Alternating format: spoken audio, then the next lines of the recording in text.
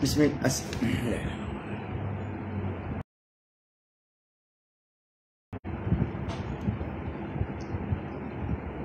Assalamualaikum warahmatullahi. Bismillahirrahmanirrahim. Alhamdulillahirabbil alamin wassalatu wassalamu ala rasulil amin sayyidina Muhammad wa ala alihi wa sahbihi ajma'in.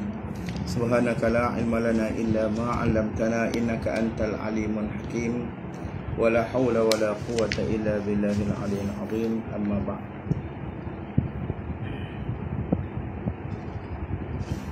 Muslimin dan muslimat, para jamaah yang dirahmati Allah Subhanahu wa taala. Jadi kita bersyukur pada Allah Subhanahu wa taala dalam kesempatan ini kita dapat sama-sama insya-Allah pada malam ni. Kalau tengok pada tajuk, kita akan insya-Allah saya akan bercakap tentang dia berpandu kepada kitab Risalah Qurban yang dikarang oleh Tuan Al-Allamah Syekhul Alim Allamah Al-Faqih Tuan Guru Haji Cik bin Ahmad Al-Qadahi rahimahullahu ta'ala. Maka insya-Allah masalah kurban, pasal dekat dengan raya kurban, insya-Allah yang tajuk kita yang kita baru letak tu insya-Allah kita tunda pergi ke minggu depan insya-Allah. Wallahu a'lam. Baik. Jadi makna kurban ni, kurban mana al-udhiyah, dalam bahasa Arab dia panggil udhiyah. Kita Melayu kita panggil kurban. Kurban mana apa mana kurban? Ada udhiyah ni ismun lima yadhbahu fi ayyamin nahri bi niyyati qurbati ila Allah taala. Makna dia nama bagi barang ataupun dari benda yang disembelih. Macam kita kata kerbau, lembu, kambing, kibas, kesemua tu yang disembelih pada hari nahar dengan niat kita mendekatkan diri kepada Allah Subhanahu wa taala. Itu makna udhiyah. Jadi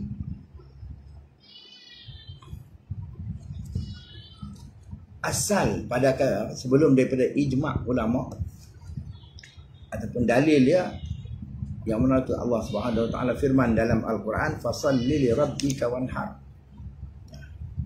Fasalli, dan sembahyang li rabbika, bagi Tuhan kamu, wanhar, Tuhan wajib dan fi'il amal, maka sembelih oleh kamu. Sebab tu Nabi SAW sebut dalam satu hadis, Nabi kata ma amalu ibnu adama yauman nahri min amali ahabbu ila Allah ta'ala min iraqatid dam innaha la ta'ti yaumal qiyamati bi quruniha wa azlafiha wa inna ad-dama la yaqa'u min Allah bi makanin qabla an yaqa'a ala ardi fa tayyibu biha nafsan. Ini hadis riwayat Imam Tirmizi dan Imam Hakim. Jadi tiada ada amalan anak Adam, kata Nabi, pada hari nahar daripada segala amalan yang terlebih disukai oleh Allah Subhanahu wa taala daripada kita menumpahkan darah. Sesungguhnya korban tu, kata Nabi, akan datang pada hari kiamat ni dengan tanduknya, dengan kukunya. Sesungguhnya darah korban ni di sisi Allah Ta'ala, tempat dia di sisi Allah Ta'ala, mana Allah Ta'ala terima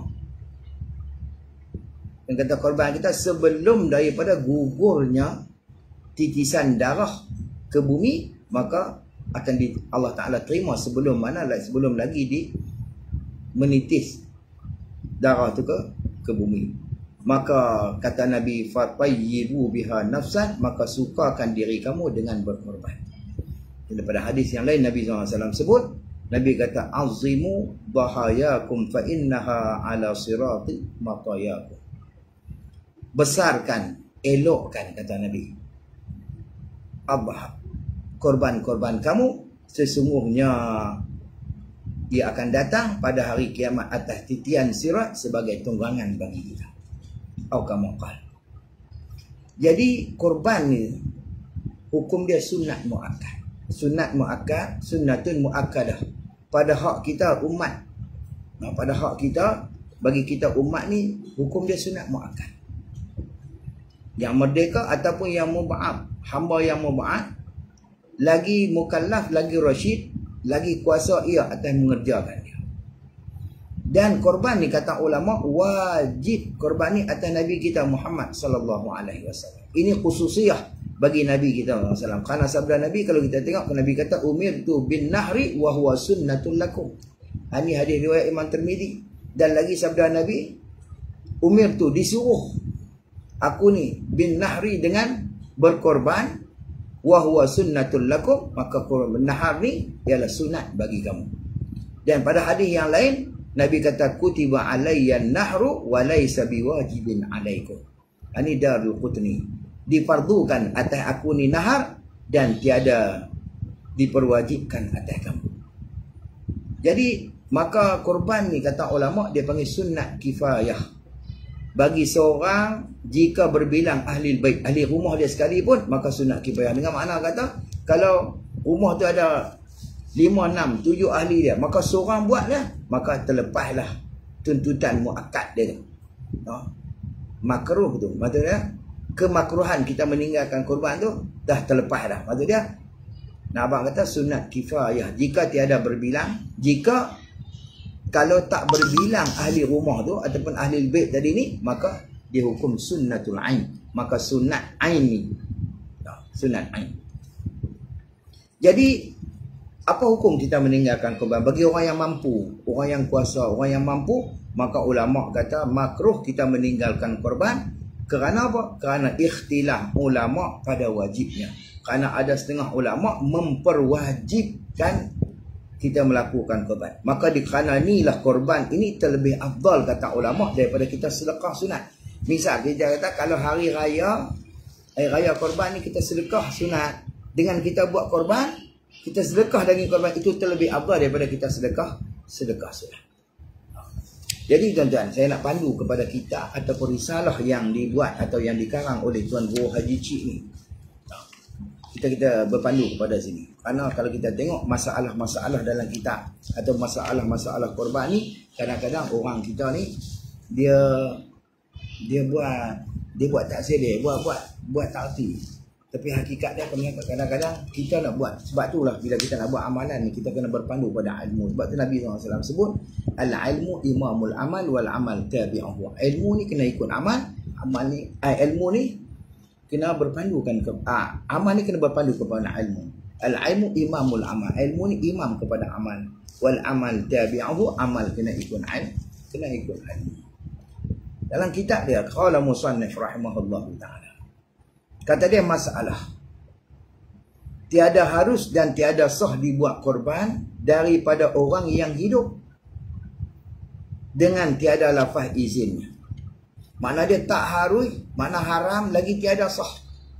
Mana tak boleh kita buat korban daripada orang yang hidup. Orang tu dah masih lagi hidup, tapi kita buat korban bagi dia dengan tiada lafaz izinnya. Dia tak ada izin bagi kita buat.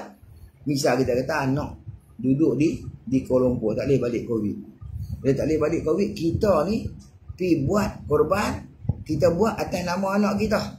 Anak kita yang mana? Yang dah balik tapi dia kira anak yang dah balik tanpa lafaz izin daripada dia, maka ulama kata tidak harus dan tiada sah. Maksudnya kalau kita nak buat boleh, tapi kena keizinan daripada anak tu. Daripada orang yang kita nak buat. Tak semestinya lah, tak kira lah siapa pun. Yang sudah balik. Seperti misal, dia boleh tak seperti anak yang sudah balik. Maka tiada sah bapaknya buat korban. Atau akikah daripadanya. Tak sah kita buat akikah daripadanya, melainkan dengan lafaz izinnya. Melainkan lafaz izin dia. Kalau ada keizinan dia, ya Allah, maka itu dihukumkan sah.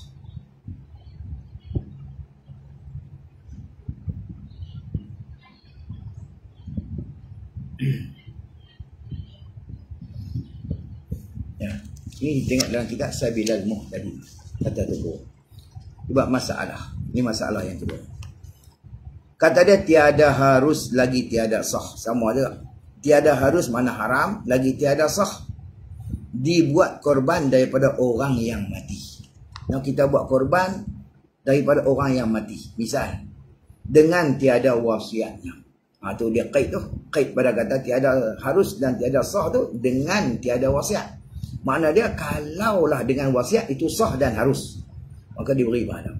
Adapun kalau dia tak ada wasiat, suruh kita buat korban sebelum dia meninggal, maka hukum dia tiada harus dan tiada sah. Misal kita kata mak kita meninggal, kita pergi beli, kita ambil lembu, kita ambil kambing seekor ataupun setumpuk lembu, kita buat korban kepada ibu bapa kita yang dah mati. Dengan niat aku jadikan setumpuk ataupun kambing ni, seekor kambing ni kurban bagi ibu hukum nama-nama ni, maka hukum dia tidak sah.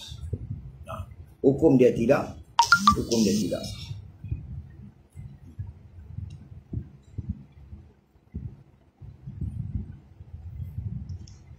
Tanpa ada wasiat. Maka bersalahanlah dengan sedekah, tak sama dengan sedekah. Ulama kata bersalahan dengan sedekah. Jikalau dengan wasiat, maka iaitu harus korban tadi. Tapi sedekah ni walaupun dia tak wasiat, maka sedekah tu sah dan pahala dia sampai. Adapun kalau kita buat korban bagi diri kita dan kita niat pahala saja sampai, maka itu sah. Itu boleh. Pasal kita buat atas diri kita, bukan kita buat atas nama dia. Kita buat atas nama kita, kemudian kita sedekah pahala. Itu boleh. Apa pun yang tak boleh, kita korban. Mana kita buat korban tu atas nama si mati itu sendiri. Maka itu tidak sah. Dan kata dia tetapi, ini orang mengaji dalam kaedah orang mengaji ibarat, dia panggil istidrak bagi kata tiada sah. Hak ni jadi sah, tetapi sah dan sunat bagi bapa buat akikah bagi anaknya. Bab masalah akikah, sah bapa buat akikah bagi anaknya yang mati sebelum balik. Anak dia mati sebelum balik, tak kira lah mati kecil besar mana pun, jadi sebelum dia balik, maka sebelum dia mati tu kita belum lagi buat akikah bagi diri dia, maka sah kalau pak dia buat akikah bagi anak dia. Bila dia nak buat ikut suka dia, tapi nak abang kata anak tu mati sebelum daripada balik, maka sah. Kerana akikah ni tuntutan atas ibu bapa, atas bapa, bukan tuntutan atas diri dia. Allahu a'lam. Qala musannif rahimahullahu ta'ala.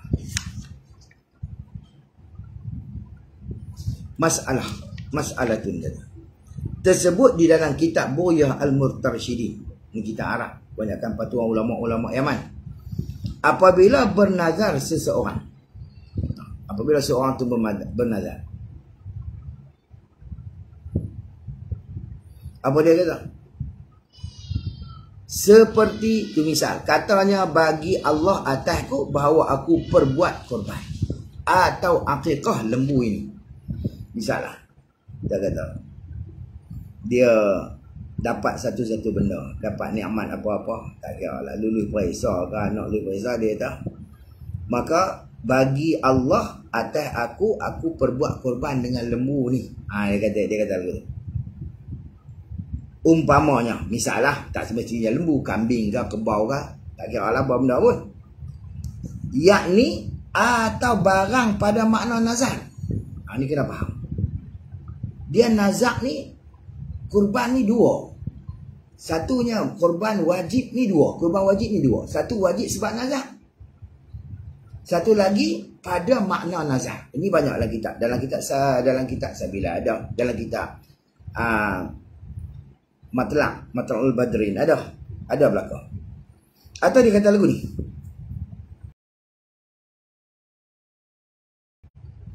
dia kata atau barang pada makna nazar.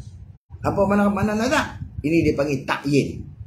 Korban dengan ta'yin. Misal dia kata apa? Lembu ini aku hendak buat korban. Dia kata lagu tu, lembu ni aku nak buat korban. Dia duk tarik lembu tu hak dia. Lembu tu duk ada, duk tarik lembu. Dia kata Pak Long, lembu ni dia aku nak taruh aku nak buat korban lembu ni. Maka dia panggil wajib, lembu tu. Bukan wajib dengan sebab nazar, wajib dengan sebab ta'yin. Faham ke tak ni? Wajib dengan sebab ta'yin. Dan ulama kata kalau kita niat korban lembu, bila kita beli, kita dah beli setumpuk lembu. Bila kita dah beli setumpuk lembu tu hak kita. Bila lembu tu hak kita, bila kita niat ke lembu tu, kita kata aku jadikan setumpuk pada lembu ni korban bagi diriku, maka korban tu jadi wajib.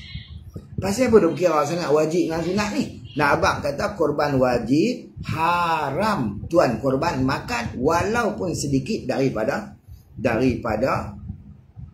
juzuk korban dia. Adapun korban sunat, ya Allah, tuan dia boleh makan. Sebab tu. Lepas tu dia tengok, dia sebut sini. Tersebut dalam kitab Buryah Murtarsyidin. Buryah Murtarsyidin bukan Buryah tolak. Ada kitab Melayu, itu shadow. Hak ni Buryah Murtarsyidin ni kitab Arab. Apabila bernazar seorang, seperti katanya, bagi Allah atasku bahawa aku perbuat korban atau akikah lembu ni. Satu.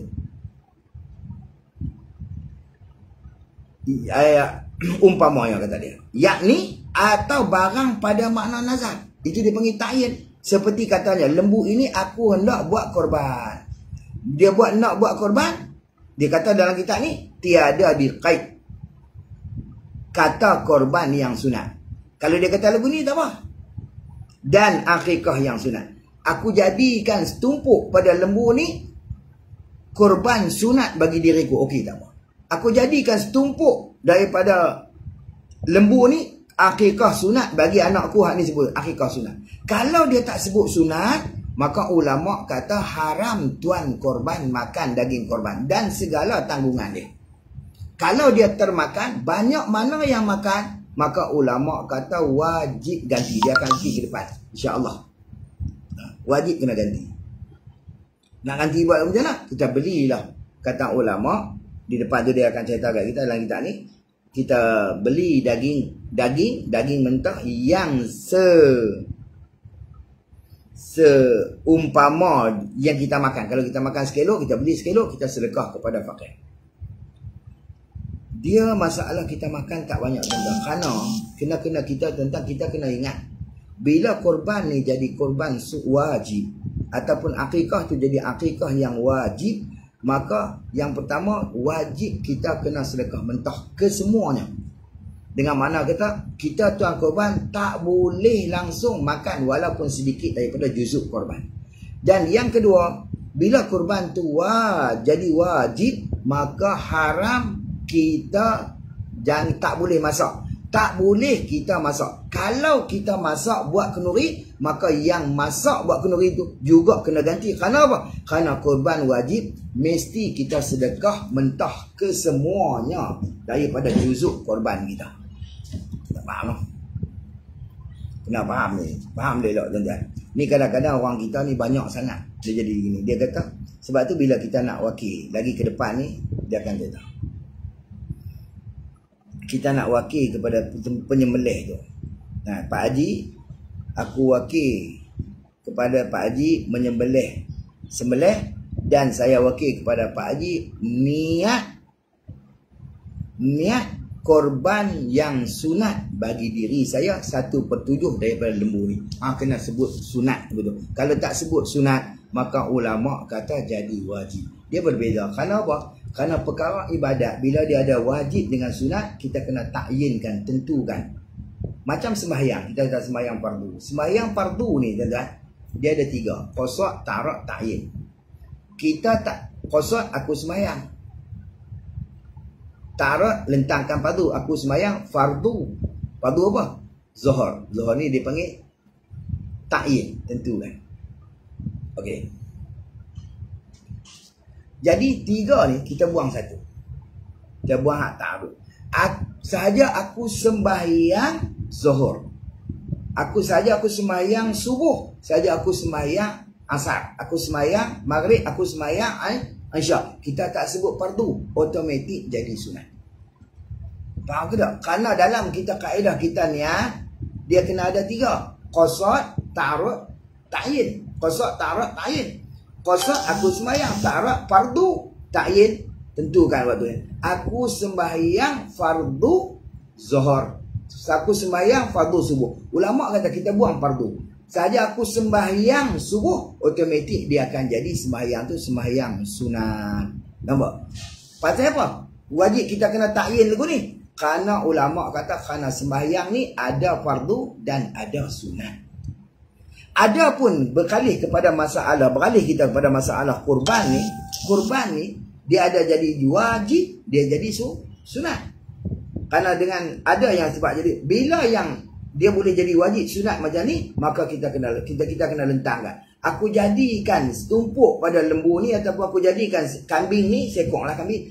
Aku jadikan kambing ni kurban atau akikah yang sunat. Akikah sunat baru dia jadi sunat. Tapi kalau kita buang sunat, aku jadikan lembu ni akikah ataupun korban bagi diri aku, maka korban tu jadi wajib.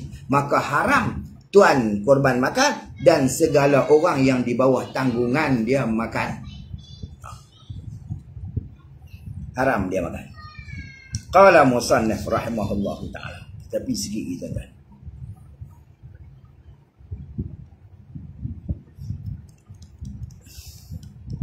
Dia sebut, seperti katanya lembu ini aku hendak buat korban.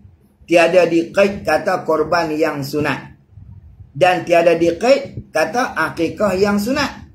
Maka ketika itulah hilang miliknya. Nah, ketika mana? Ketika bila dia sebut aku jadikan korban atau aku jadikan akikah, maka pada ketika tu hilang milik dia. Kerana apa? Kerana dia jadi wajib, maka jadi wajib hilang milik. Milik dia pi kepada siapa? Milik pi kepada orang pakai akhir. Maka haram lagi tiada sah ia sedekah atau jual kepada siapa. Walaupun dijual 1/7, haram lagi tiada sah. Ni kira benda tu hidup, hak dia. Dia duk tarik lembu. Orang tanya palung lembu ni, jual kat dia, aku nak taruh buat kekah, aku nak taruh buat korban. Maka jadi wajib lembu tu. Kalau dia kena kata ni, aku nak taruh buat korban sunat, maka tu jadi korban sunat. Tak apa, kena kait dengan sunat.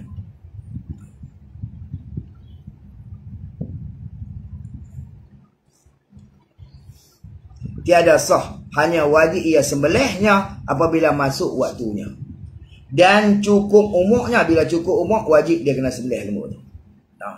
Dan haram ia takhir sembelihnya daripada waktunya dengan tiada uzur. Jadi kita haram kita takhirkan. Bila dah cukup umur dan masuk dah waktu korban, bila masuk dah waktu korban, kita wajib kena sembelih selalu. Kalau kita takhirkan lebih daripada maka apabila lepas waktu, maka wajib sembelihnya dengan segera. Bila lepas waktu, wajib kita sembelih dia dengan segera.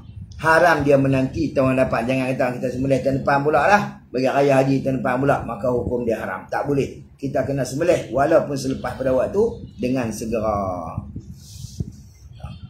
Qala musannif rahimahullahu ta'ala. Dan jika berlaku binasa lembu itu selepas waktunya. Abang kata tiba-tiba kita taruh lembu tu, kita tak sembelih dalam waktu tu, mai lepas pada korban, lepas pada waktu korban, tiba-tiba lembu tu jadi binasa. Seperti misal dia buat, seperti dicuri orang. Walaupun dengan tiada taksirnya, mana dia tambak dia bubur dalam kandang apa semua, tapi orang curi juga. Itu makna bukan kecuaian dia, tapi nescaya wajib ia ganti kerana jahatnya. Pasal apa? Pasal dia duk taruh bagi lepas pada waktu dia. Dan jika beranak lembu yang dinazar itu sebelum sembelihnya, tiba-tiba lembu tu beranak sebelum kita sembelih, maka tiada harus lagi haram ia menjual atau memberi kepada siapa-siapa anak itu. Anak tu pun dia tak boleh jual. Kerana sudah hilang milikkan. Hanya wajib ia sembelih segala anak cucu lembu tu. Wajib kena sembelih belakang. Anak cucu lembu tu wajib kena sembelih ke semua. Pasal apa? Pasal dia daripada asal tunggul hak yang wajib, maka dia jadi wajib belakang. Kalau tu beranak ekor, kalau beranak 4-5 ekor pun 4-5 ekor wajib kena sembelih belakang. Tak boleh duk taruh.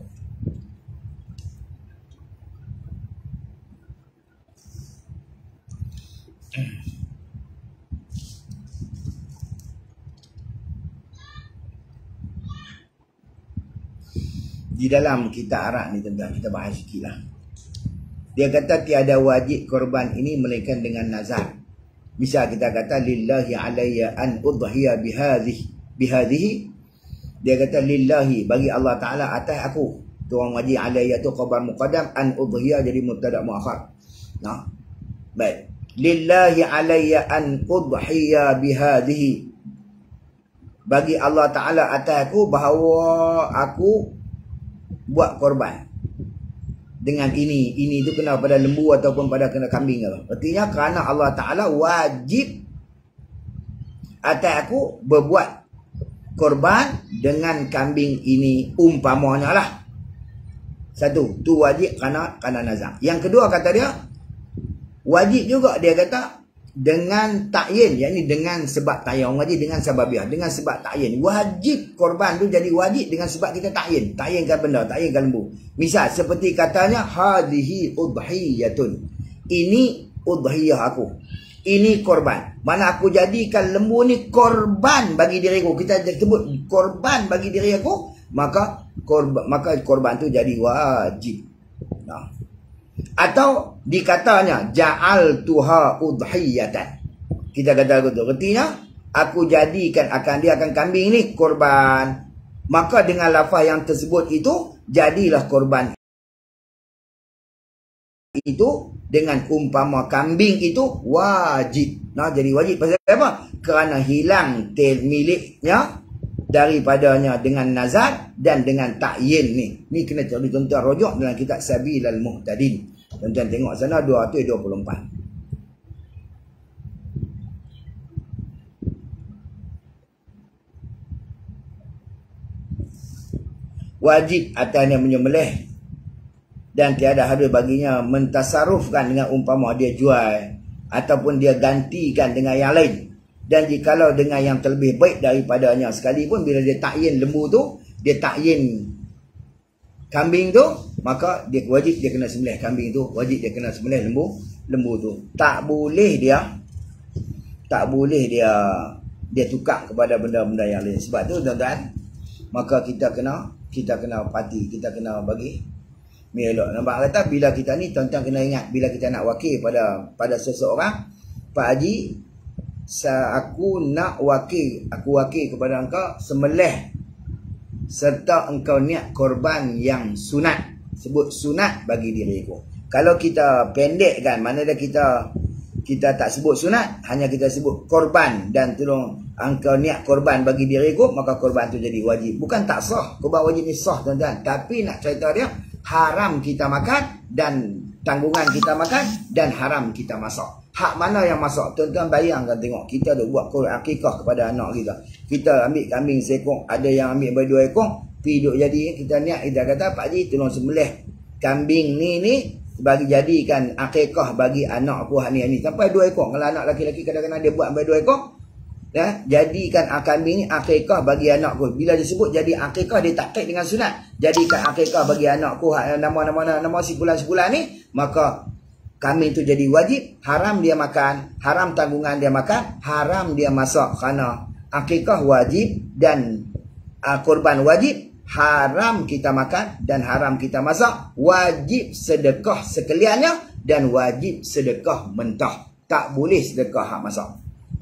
Kecuali kita kata Pak Haji, kita tolong sembelih, saya wakil kat Pak Haji, tolong sembelih kambing ni dan jadikan akikah yang sunat bagi anak dia ni, nama ni, makruhlah boleh makan dan harus kita masak makan. Kerana apa? Kerana dia jadi sunat, dia bukan jadi wajib.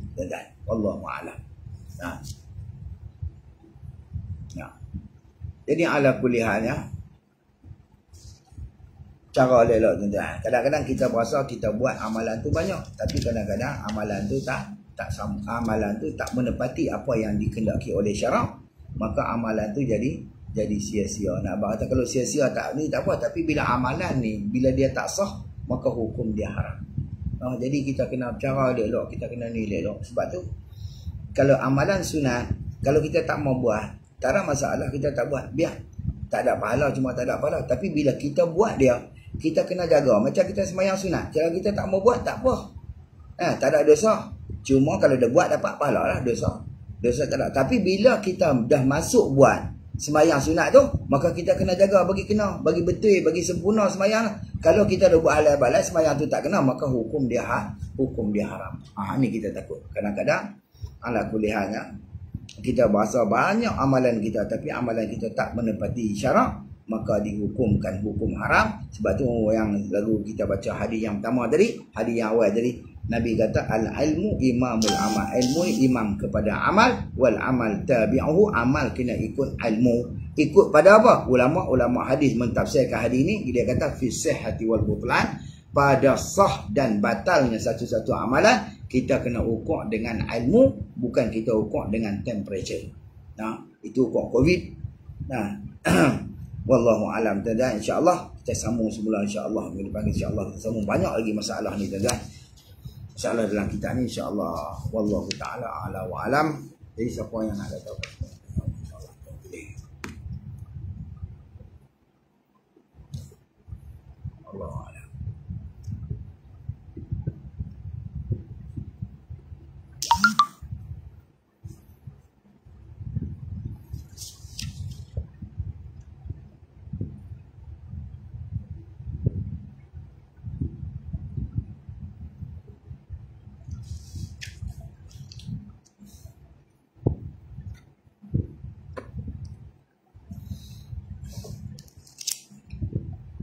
Subhanakallahumma bihamdika asyhadu an la ilaha illa anta astaghfiruka wa atubu ilaik. Bismillahirrahmanirrahim. Wal 'asr.